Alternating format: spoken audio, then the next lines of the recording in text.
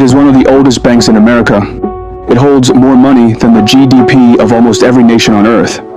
From a Revolutionary War charter signed by John Hancock to a global colossus that handles $49 trillion in global custody and safeguards the retirement savings of hundreds of millions of people, State Street Corporation has quietly become one of the most powerful financial institutions in the history of the world.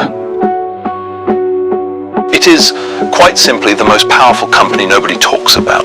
They promised to safeguard your retirement, then they skimmed it. If State Street disappeared tomorrow, the global financial system would stop.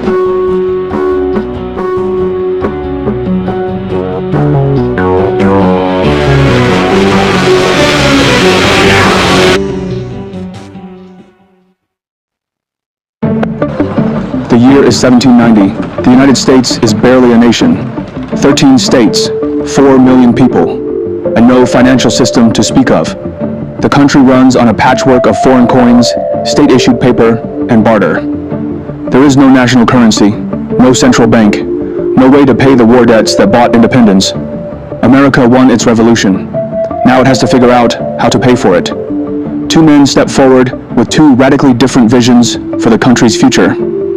Alexander Hamilton is the nation's first Secretary of the Treasury, a self-made orphan from the Caribbean. Brilliant, relentless. He believes the federal government needs a powerful central bank to manage the nation's debt, stabilize its currency, and project strength to the world. Standing against him is Thomas Jefferson, Virginia planter, Secretary of State, champion of the common farmer. Jefferson sees Hamilton's bank as a dangerous concentration of power, a tool for northern merchants to dominate southern agrarians. He calls it unconstitutional. The two men wage a political war so bitter it will fracture Washington's cabinet and give birth to America's first political parties. In 1791, President Washington signs the charter for the first bank of the United States, capitalized at $10 million, the largest sum of money the young nation has ever seen. The bank opens its doors in Philadelphia. The first bank was an extraordinary experiment. Nothing like that had existed in America before. It gave the federal government the ability to collect taxes, issue currency, and manage debt on a national scale. But it also concentrated enormous financial authority in a single institution, and that made a lot of people very uncomfortable.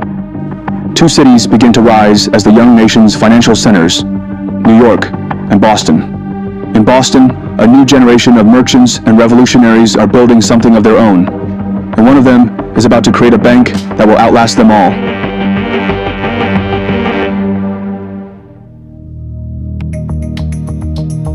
It is 1792. Just 1 year after Hamilton's bank opens in Philadelphia, the financial revolution reaches Boston.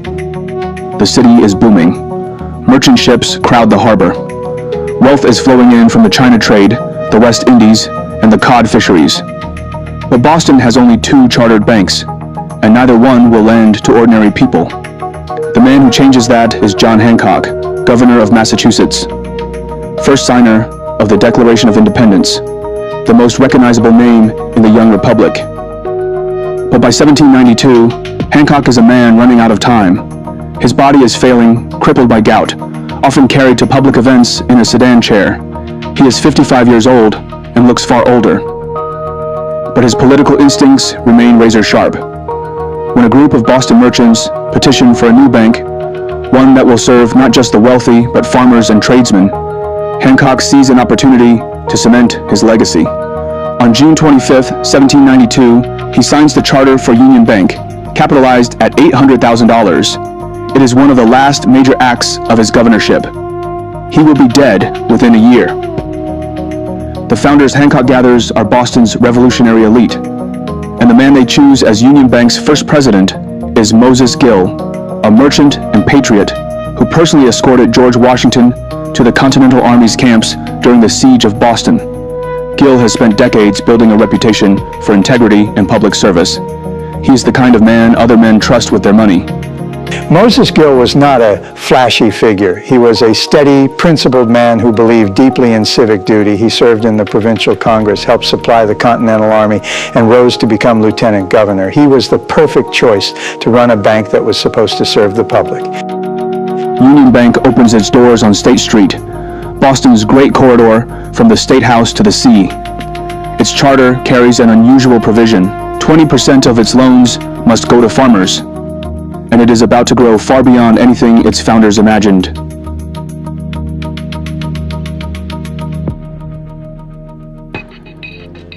In the decades after its founding, Boston explodes. The harbor becomes one of the busiest in the Western Hemisphere.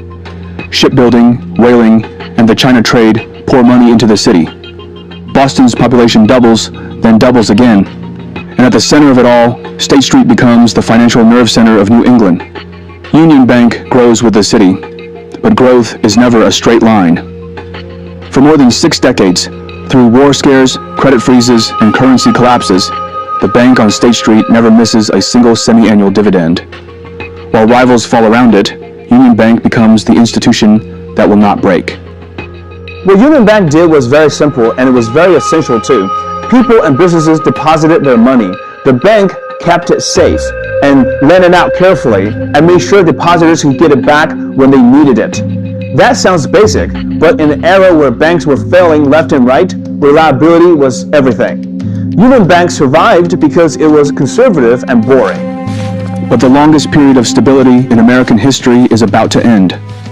By the late 1850s, the nation is tearing itself apart over slavery. War is coming.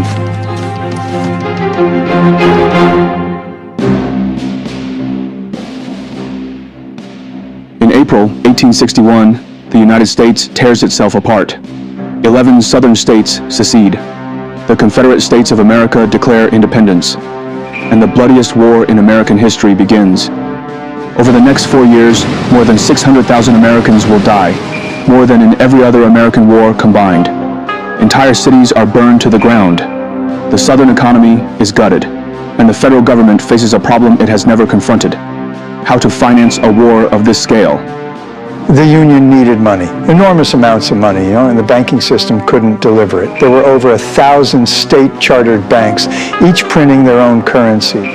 There was no national money, no way to raise funds efficiently across the entire country. The government had to rebuild the financial system in the middle of a war. And the federal government decides to do it in a most direct and blunt way. In 1863 and 1864, Congress passes the National Banking Acts. The new laws give the federal government direct control over American banking for the first time. Any bank that wants to survive must accept a federal charter and operate under federal rules. Banks that refuse are taxed into extinction. In 1865, Union Bank makes the leap. It accepts a national charter and becomes National Union Bank of Boston. Boston's banks collectively extend nearly $35 million in credit to the Union war effort.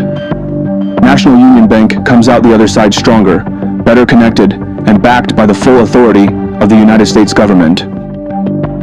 South of the Mason-Dixon line, the story is annihilation. Confederate currency becomes worthless paper. Southern banks collapse entirely. An entire financial system ceases to exist. But from the ashes of the deadliest war in American history, a new era is rising. The Gilded Age is about to begin, and the man who sees it will transform not just banking, but the meaning of American wealth itself.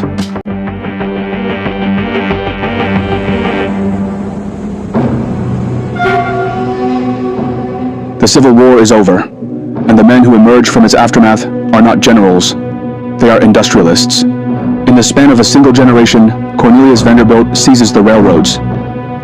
John D. Rockefeller monopolizes oil. Andrew Carnegie dominates steel, and J.P. Morgan controls the money behind all of it.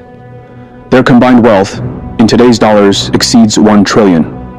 They are the most powerful private citizens the world has ever seen, and they are building fortunes so vast that the existing banking system has no idea what to do with them.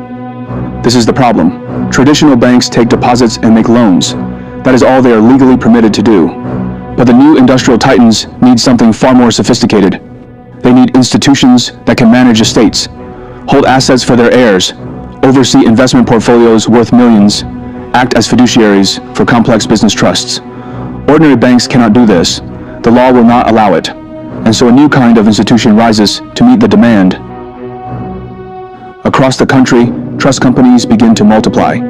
They sit at the intersection of banking and wealth management, offering services that no commercial bank can match. In New York, trust companies manage the fortunes of the robber barons. In Philadelphia, they administer railroad empires. And in Boston, the merchant class sees the same opportunity. A trust company was essentially a bank with superpowers. A regular bank could hold your money and lend it out. A trust company could do that and manage your entire estate, your investment, your property, your legacy. When the Gilded Age created these enormous personal fortunes, somebody had to manage them. Trust companies filled that gap. They became the private wealth managers of the Industrial Age. On July 1st, 1891, a group of directors from Boston's Third National Bank file a charter for a new institution. They call it the State Street Deposit and Trust Company. In 1899, a 25-year-old Harvard graduate walks through the doors of State Street Deposit and Trust Company. His name is Allan Forbes. He comes from one of Boston's oldest Brahmin families. Forbes was a man out of time. He looked at Boston and saw the harbor, the wharves, the age of sail, the clipper ship logo that State Street still uses today. That's Allan Forbes. Forbes rises from assistant treasurer to president in 1911. He wants to leave a real mark. He needs something bigger, something that changes the game. For years, he searches for the opportunity that will define his legacy. And in 1924, his moment arrives, and he's about to discover a new industry that will change everything. In 1913, Congress creates the Federal Reserve, giving the United States a central bank for the first time since Andrew Jackson destroyed the last one. A year later, World War I erupts, and American banks finance the Allied war effort, pouring billions into European bonds and munitions contracts. By the time the war ends, New York has overtaken London as the financial capital of the world.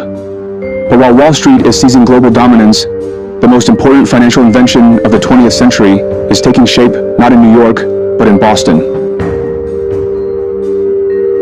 In the summer of 1924, three men, L. Sherman Adams, Charles H. Learoyd, and Ashton L. Carr, launch an experiment. They pool $50,000 and create the Massachusetts Investors Trust. The concept is radical. Instead of requiring investors to be wealthy enough to build their own stock portfolios, the trust allows ordinary people to buy shares in a single, professionally managed fund. Investors can buy in at any time and redeem their shares at the fund's net asset value. No lockups, no exclusive minimums. It is the first open-end mutual fund in American history, and nobody knows if it will work. A mutual fund is simple. You take money from a large number of people, pull it together, and invest it as one. The fund is managed by professionals, so individual investors don't have to pick their own stocks. It was a way to give the average person access to the stock market for the first time. But a mutual fund needs a custodian, an independent institution, to physically hold the securities, process the transactions, and keep the books. A custodian is like a vault with a brain. You don't give your money to the fund manager and just hope for the best. You give it to a separate institution, the custodian, whose only job is to safeguard the assets and make sure every transaction is legitimate. State Street became that institution. 1 year later, in October 1925, State Street Deposit and Trust merges with National Union Bank. The combined institution takes the State Street name. Combined deposits reach $57 million. The timing could not be worse. The stock market is climbing to dizzying heights, and soon the entire system will come crashing down.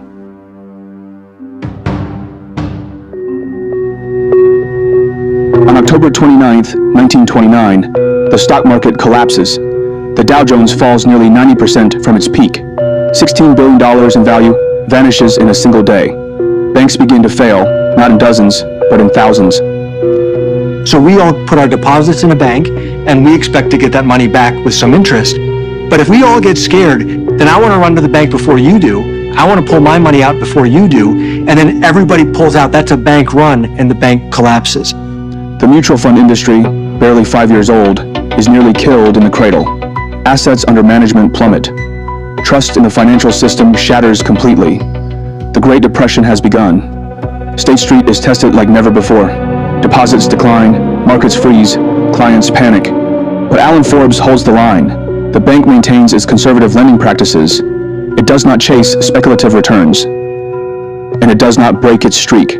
Even through the worst financial catastrophe in modern history, State Street never misses a single semi-annual dividend. Forbes was not a risk taker, and that saved the bank. While other institutions had gambled on speculative investments and collapsed, State Street has stayed disciplined. Forbes ran a conservative shop: custody, trust management, careful lending. The Depression grinds on through the 1930s. The recovery is slow and painful, but State Street survives intact. When the Second World War ends in 1945, a new era of American prosperity is about to begin, and State Street is positioned to ride it. The post-war boom transforms the American economy and the financial industry with it. Soldiers return home, suburbs spread, consumer spending explodes, and for the first time in history, ordinary Americans begin investing in the stock market in significant numbers. The mutual fund industry, nearly killed by the Depression, roars back to life. By the mid-1960s, mutual fund assets surpass $35 billion. The custodians who hold those assets grow with them. State Street rides the wave. In 1955, after 56 years of service, Allan Forbes steps down as chairman, the longest tenure of any leader in the bank's history. State Street enters the post-war era with momentum. It acquires smaller banks. It builds Boston's first high-rise office tower. It opens its first international office. On paper, it looks like a company on the rise. State Street in this period was growing steadily, merging, expanding, building, but it was still fundamentally a regional New England bank. And then, from the trading floors of Wall Street, a disaster erupts that will expose a fatal weakness in the entire financial system and hand State Street the opportunity of a lifetime.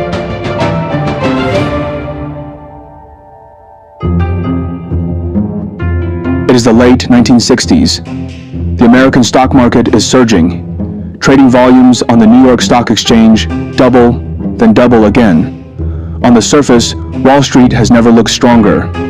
But beneath the trading floors, a catastrophe is unfolding. Every stock trade in America is processed by hand. When a broker buys shares for a client, a physical stock certificate, a piece of paper, must be located, verified, signed, transferred, and delivered. Armies of clerks work in basement back offices, sorting through mountains of paper, matching trades to certificates, logging every transaction in handwritten ledgers. The system was designed for a market that traded a few million shares a day. By 1967, the NYSE is trading over 10 million. People don't realize how primitive it was. Every single trade generated a physical piece of paper that had to be hand-matched to another piece of paper.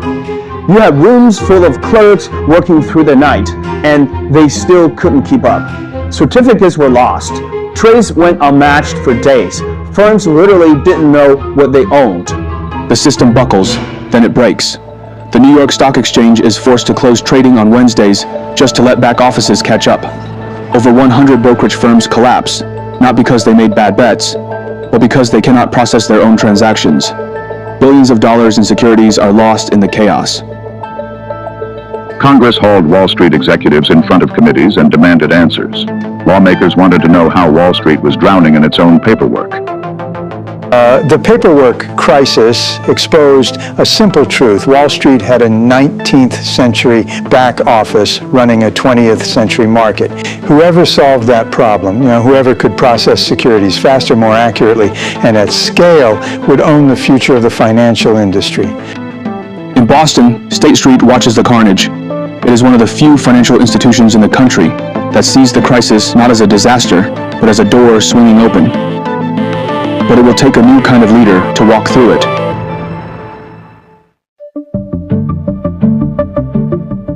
Wall Street needs technology. It needs automation. It needs someone who thinks like an engineer, not a banker. In 1975, State Street's board finds exactly that man. His name is William Edgerly. He holds an engineering degree from MIT and an MBA from Harvard. He has never worked in banking. His career has been spent at Cabot Corporation, a Boston-based petrochemical company. He does not read banking journals. He studies IBM. He admires engineers who build machines that scale. Edgerly was the last person the old guard at State Street expected. He wasn't from their world. He didn't come up through a branch banking or trust management. He came from manufacturing. He thought in terms of systems, processes, throughput. He looked at the bank and saw a factory that didn't know it was a factory. When the board hires Edgerly as president and CEO, he is walking into an institution that has survived for 183 years. Deposits are solid. The charter is unbroken. But the business model is aging. Real estate lending losses are dragging down returns, and the competition is intensifying every year. State Street is alive, but it is drifting. What made Edgerly dangerous, I suppose in the best sense, was that he had no reverence for banking convention. He didn't care how things had always been done. Edgerly sees what no one else at State Street sees. The paperwork crisis hasn't just exposed a problem. It has revealed a market, a massive, growing, technology-driven market for securities processing and custody services. What Edgerly is about to do will make State Street one of the most valuable financial companies on earth. For decades, everyone assumed State Street's secret was banking. The real secret was technology, the machines, the automation. And today, that competitive advantage lies in AI agents. Recently, I was building a landing page for my YouTube training program. Normally, that means outlining the page, thinking through structure, writing copy, moving blocks around, and then spending way too much time tweaking details. This time, I used Cintra.ai, which is the sponsor of today's video. So I told one of their AI agents, comment what I wanted, a simple landing page. And it just built it. Layout, structure, copy, sections, and debugging, all done in under 10 minutes. So I had a working website I could actually use. What I like about Cintra is that it's not one single chatbot pretending to do everything. You get over a dozen specialized AI helpers, copywriting, business development, SEO, social media, even customer support, all in one platform. You're not prompting endlessly. You're choosing a role and letting it execute. If you want to use the same AI tools I'm using to build and run my business, go to Cintra.ai/Phineas and use code Phineas for a limited time 72% off all plans. That's Cintra.ai/Phineas, code Phineas. Build, grow, and scale your business with a team of AI employees from Cintra.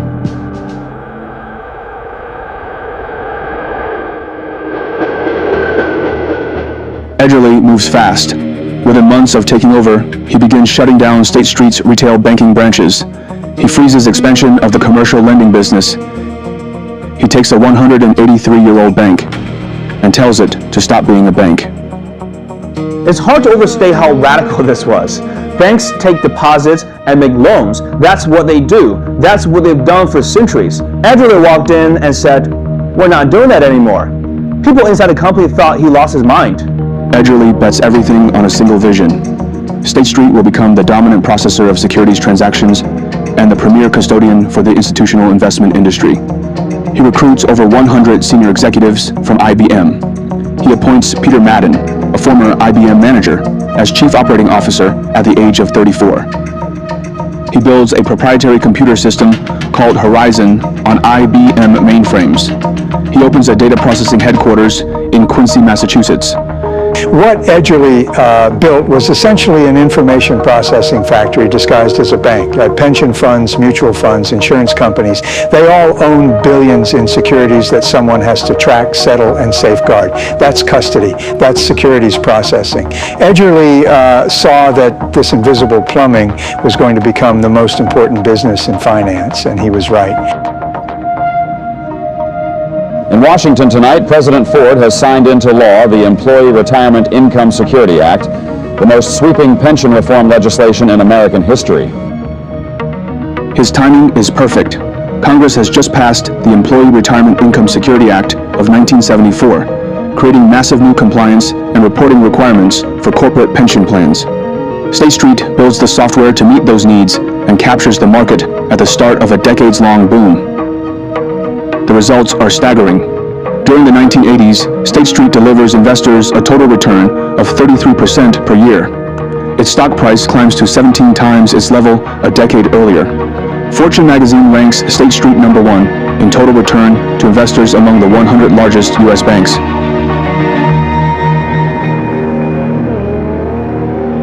By the late 1980s, Edgerly knows State Street needs a different kind of leader for the next phase. He has rebuilt the engine. Now someone needs to take it global. He finds his man at Chase Manhattan, and he is nothing like anyone State Street has ever seen. Marshall Carter is is a former Marine Corps infantry officer.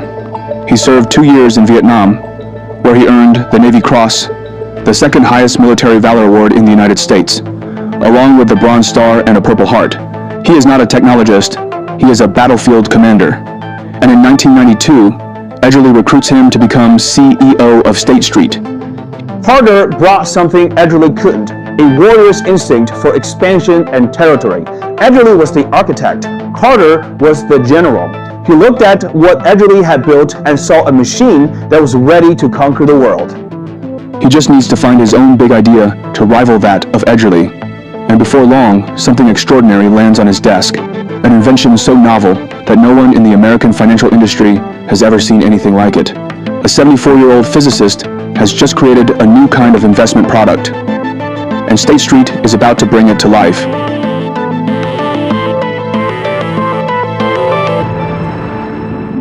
Record losses suffered around the world earlier today. The reaction to Friday's Wall Street drop, 1/5 the size of today. On October 19th, 1987, the Dow Jones Industrial Average plunges 508 points in a single day. 22% of the market's value vanishes in hours. While the crash has made investors lose billions, one man is about to discover something completely new. Nathan Most is 74 years old. He is a vice president of new product development at the American Stock Exchange. But his background has nothing to do with Wall Street. Most is a UCLA-trained physicist who spent World War II working on acoustics for the U.S. Navy. He drifted into commodities trading after the war, became president of the Pacific Commodities Exchange, and joined Amex in 1977. He is a scientist in a trader's world, and his mind works differently. Most's breakthrough comes from commodities. He envisions a product that works like a warehouse receipt. Deposit a basket of securities, receive a tradable receipt that can be divided and sold on an exchange. He calls them Standard and Poor's Depository Receipts, spiders. He takes the idea to the one man who should love it most, Jack Bogle, the legendary founder of Vanguard, the father of index investing. Bogle listens politely, then he says no.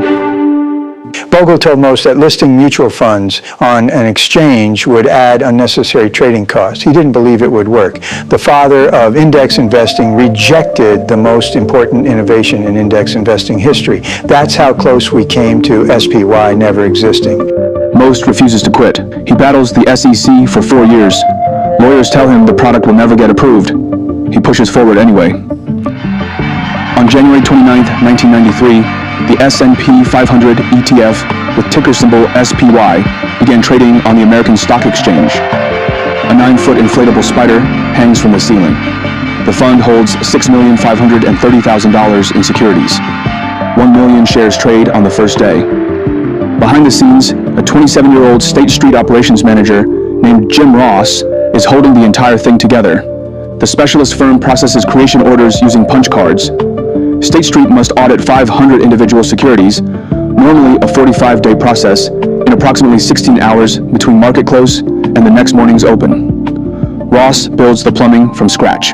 He will later be nicknamed the Plumber. Nobody understood how close the whole thing came to collapsing on day one.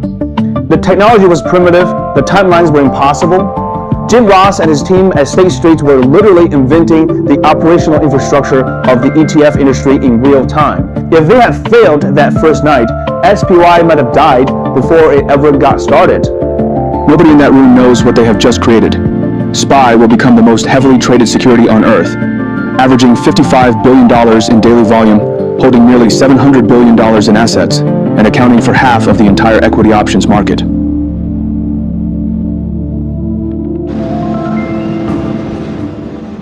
Carter moves like a commander. Within a decade, he pushes State Street from 32 countries to 90. Assets under custody surge past $6 trillion. When the Bank of New York launches a hostile takeover bid, a direct strike at State Street's independence, Carter does what Marines do. He fights, and he wins. By 2000, the global footprint is built.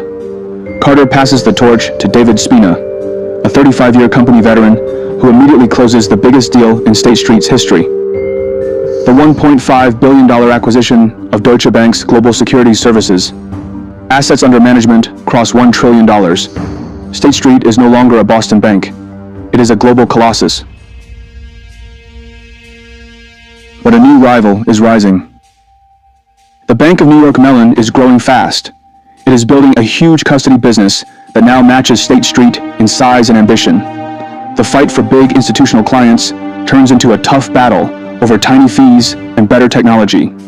At the same time, a firm called Barclays Global Investors is quietly putting together the iShares ETF platform.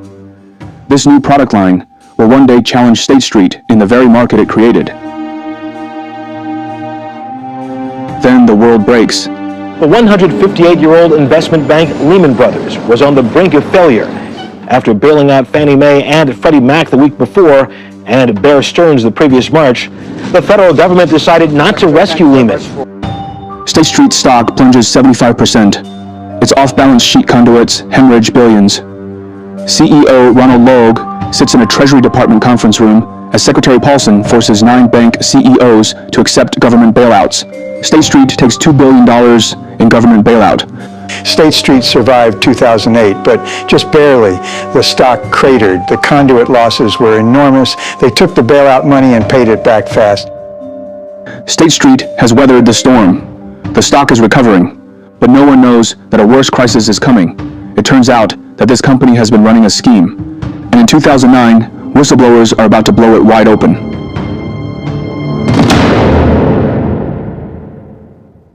For over a decade, from 1998 to 2009, State Street has been systematically overcharging its own custody clients on foreign currency transactions. The scheme is elegantly simple. When pension funds and institutional investors hold international securities, they need foreign currency exchanged. Many clients allow State Street to handle these trades automatically, so-called indirect transactions. State Street promises them the most competitive rates available. Best execution, fair dealing. It is a lie. What State Street actually did was apply predetermined uniform markups to every indirect foreign exchange trade. The client never saw the real market price. They saw a price that had already been inflated. State Street pocketed the difference. They did this for 11 years. To pension funds, to endowments, to retirement plans, for teachers and firefighters. The people who trusted State Street the most were the ones getting cheated. The fallout is enormous. State Street Bank and Trust Company, a Massachusetts-based financial institution, agreed to pay a total of at least $382.4 million and at least $60 million to clients. This wasn't a rogue trader. This wasn't one bad actor. This was an institutional policy, a deliberate, systematic decision to overcharge the clients who trusted State Street with their retirement savings. For 11 years, that's not a mistake. That's a business model. The $530 million penalty is staggering. But it is not the end. It is the beginning.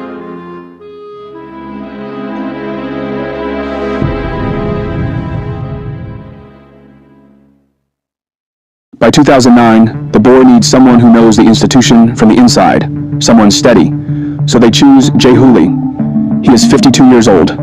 He has been at State Street for 24 years, joining in 1986, rising through the ranks from operations to president and chief operating officer. He is not an outsider like Edgerly. He is not a warrior like Carter. He is the company man, the institutionalist, the leader who knows where every pipe runs and every wire connects. He'd spent his entire career inside State Street. He understood the culture, the operations, the client base. The board chose him because they believed he was the man who could restore stability after the worst crisis the company had ever faced. Hooley inherits a disaster. In his first 9 months, he absorbs nearly $1 billion in charges. The SEC is still pursuing charges against former executives for the subprime fraud. The FX scandal investigation is quietly gaining momentum. The wreckage is everywhere. But Hooley has no time to rebuild, because inside his own company, another fraud is already underway. A scheme so brazen that it will end with a State Street executive in federal prison. It begins with a question asked in the quiet, carpeted offices of State Street's Portfolio Solutions Division, a question so casual, so offhand, that it could be mistaken for small talk between colleagues. Ross McLellan, Executive Vice President, Global Head of Portfolio Solutions, turns to his colleague, Edward Pennings. The question is simple. How much do you want to take? Pennings doesn't hesitate. Whatever, let's see how we go. That exchange will eventually be read aloud in a federal courtroom. But for now, it is just two men deciding to steal. The scheme is surgical. When large institutional clients restructure their portfolios, shifting billions from one set of investments to another, State Street's transition management team executes the trades.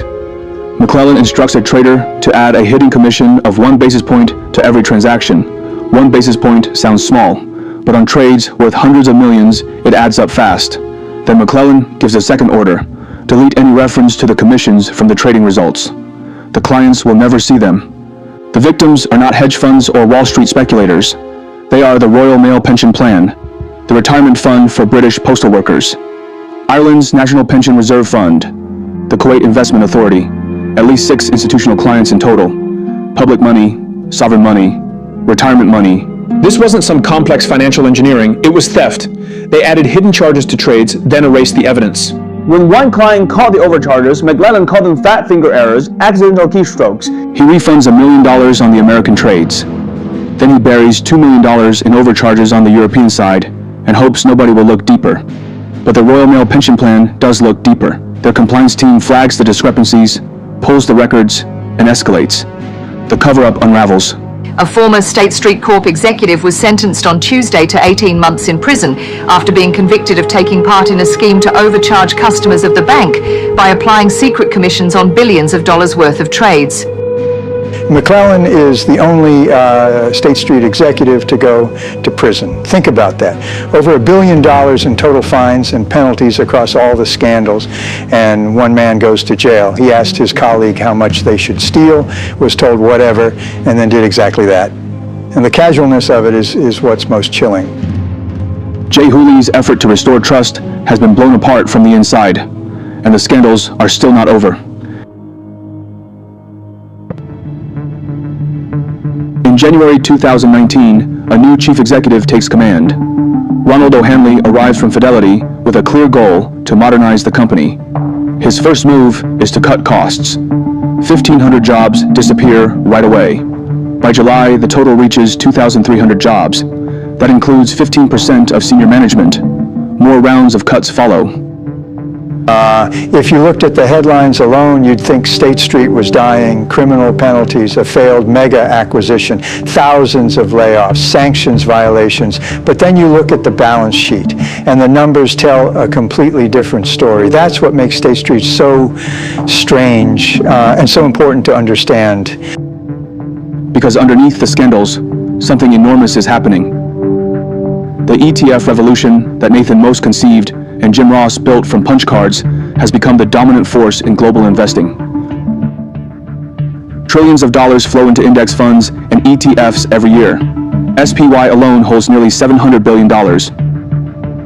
State Street, alongside BlackRock and Vanguard, now collectively sits as the largest shareholder in 88% of S&P 500 companies.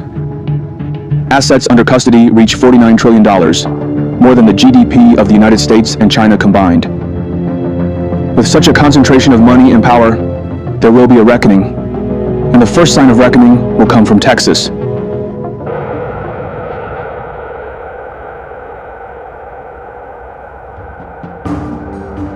Three companies control the financial world: BlackRock, Vanguard, State Street. Together, they are the largest shareholder in 88% of S&P 500 companies. They manage more money than most nations produce. And in December 2024, the state of Texas accuses all three of forming a cartel. Texas Attorney General Ken Paxton is suing 3 investing companies, accusing them of conspiring to manipulate energy markets. Paxton and 10 other attorneys generals filed a lawsuit against BlackRock, State Street Corporation, and Vanguard. They're accusing the companies of acquiring substantial stock holdings in U.S. coal producers and then weaponizing their shares to pressure the coal companies with green energy goals.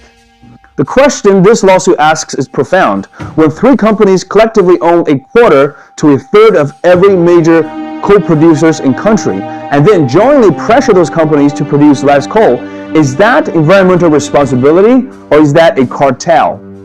That's the question a federal court is now trying to answer. the case escalates fast. In May 2025, the Trump administration's DOJ and FTC filed statements supporting Paxton. In August 2025, a federal judge denies all three firms' motions to dismiss. The case proceeds. In early 2026, Vanguard breaks ranks, settling for $29.5 million, agreeing to withdraw from climate groups and expand investor proxy voting.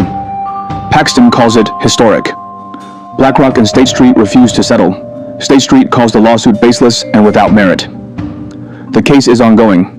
The outcome could reshape how the most powerful financial institutions on Earth are allowed to wield their influence. The trial will determine the legal answer. History will determine the rest. As of 2026, State Street Corporation holds $49 trillion in assets under custody and administration. That figure exceeds the combined gross domestic product of the United States and China. The company manages $4.7 trillion in assets through State Street Global Advisors. SPY, the ETF it launched from a trading floor with a giant inflatable spider, trades $55 billion daily and holds nearly $700 billion. It is one of the most systemically important financial institutions on the planet, and most Americans have never heard of it. State Street is the most powerful financial institution that nobody talks about. It has survived longer than almost any company in American history, 234 years.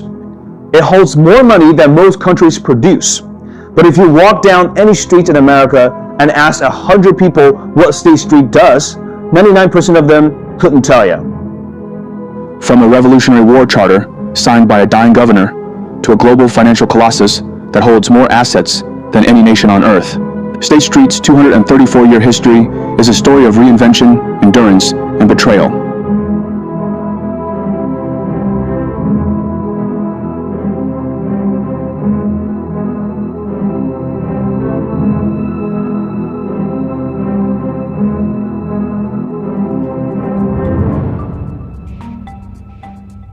For those of you who are serious about building a YouTube channel, we have a YouTube Accelerator program. Most people don't fail on YouTube because they can't edit or writing a script. They fail because they're doing it alone, guessing the niche, guessing the content, and burning months with no real system.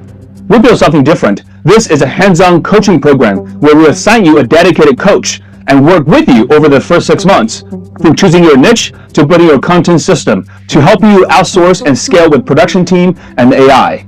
This is not theory, we're building it with you. And to make it simple, if you go through the program and do the work and nothing happens, we will just refund you, okay? We do ask that you reply because this is for people who are actually committed. If that's you, you can find the application below.